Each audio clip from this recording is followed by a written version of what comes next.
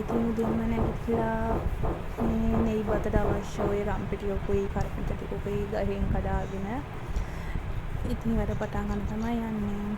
අද අපේ සිකුරාදා කියන්නේ විශේෂ දවසක් නේ. කට්ටිය පල්ලියට ගිහින් යන දවසක් නේද. ඉතින් ඒ දවසේ ඉතින් මම හිතන්නේ හැම එකටම මේ තීන විදිහට විශේෂ විදිහට ආහාර අදනවා. ඉතින් මම මේ නෙයි බත අදහන්න ගත්ත ද්‍රව්‍ය තමයි ගන්න මම මේ පෙන්නලා තියෙන්නේ. නෙයි දානවා. ඒකට අපි කරම්පේ, එනසල්, කරඳ මුංගු, කුරුඳු පොත්තු, තව ඇවිල්ලා සුදු ලුණු හොඳට තලලා දාන්න ඕනේ. දාලා කළා හොඳට නෙයි වලින් ටෙම්පරාදු වෙන දීලා නෙයි වලට අපි මේ පොල් ටිකකුත් දා ගන්න ඕනේ. ඒක තවත් රස වෙනවා. හොඳට ওই ටික ඔක්කොම තෙලෙන් බැදෙන්න දෙන්න ඕනේ. මං ගාව නම් අර ගෙදර කචු වියලි මිටි ඉවර වෙලා තිබ්බා. ඔයගොල්ලෝ ගාව ඒවත් තියෙනවා නේ. ඒවත් දාන්න තවත් රස වෙනවා ඉතින්. ඊපස්සේ අපි ඔය ටික හොඳට ටෙම්පරාදු වුණාන් පස්සේ හොදාගත්ත කීරි සම්බහල තමයි මම තිබ්බේ. ඉතින් ඒකෙන් බත ලෑස්ති කරලා තව ඉතින් අකොට මං ඇදුවා අද ඉතින් කලියා කියන්නේ මුස්ලිම් අයගේ ෆේවරිට් කෑම එකක්. මුස්ලිම් අයගේ නෙමෙයි ගොඩක් අයගේ ෆේවරිට් කෑම එකක්. ඉතින් ඕක හදන්න අලු කෙහෙළුයි වම්බටුයි දාලා මුලින්ම අලු කෙහෙළි ටික කොටු වැඩිට කපා ගන්න ඕනේ.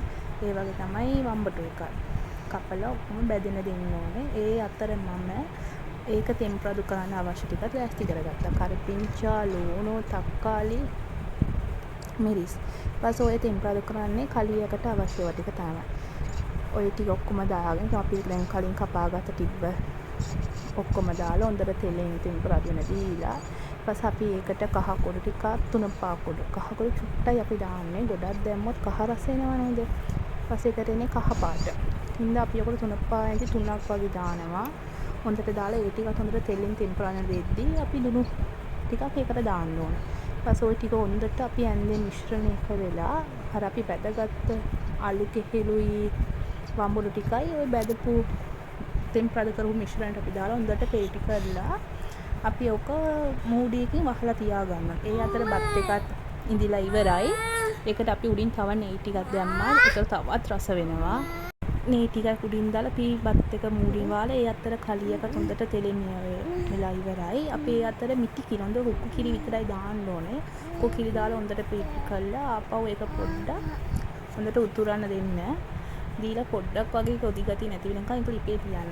ඔය අතරම අල ටික කපාගත්ත අල ඔද්දට අල කරපිංචා රම්පේ තක්කාලි අමු මිරිස් කල්ලක් ලුණු කෑල්ලක් දාලා හොඳට මිරිස් කුඩු චුට්ටක් කහ කුඩු තුනපා ඔක්කොම දාලා දිය කිරි වලින් අල ටික හොඳට තැම්බෙන දෙන්න ලුණුත් දාලා. ඒතර අල එක මහා රසයි. ඔය අතරේ කලිය එකත් හරි දැන් නැකන දී කිරි දාලා හොඳට ඇඳෙන් ඇඳි ගාලා ලිපේ තියන්න.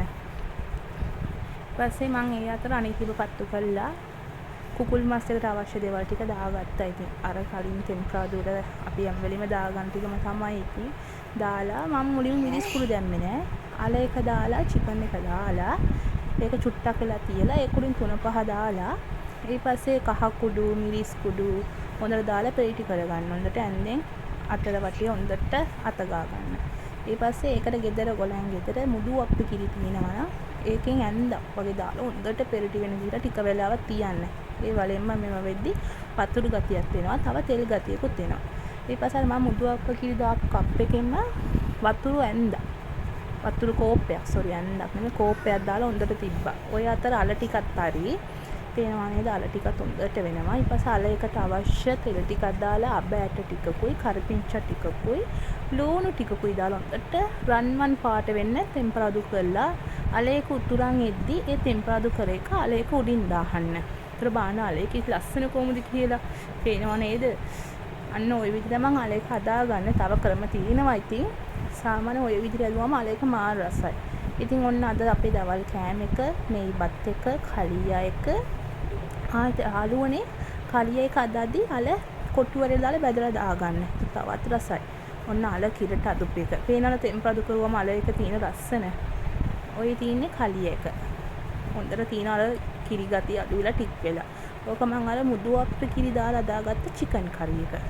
පේනවනේ තෙල් ටික හොඳට පැහැදිලා රසට තියෙනවා. ඉතින් ඇත්ත කිව්වොත් රසයි. ඉතින් ওই විදිහට අදලා කනකොට ඔන්න ආපහු ඉතින් අල කරි එක කලිය එක අද අපේ ගෙදර නෙයි බත් එක. ඕක තමයි අද අපේ දවල් කෑම වේ.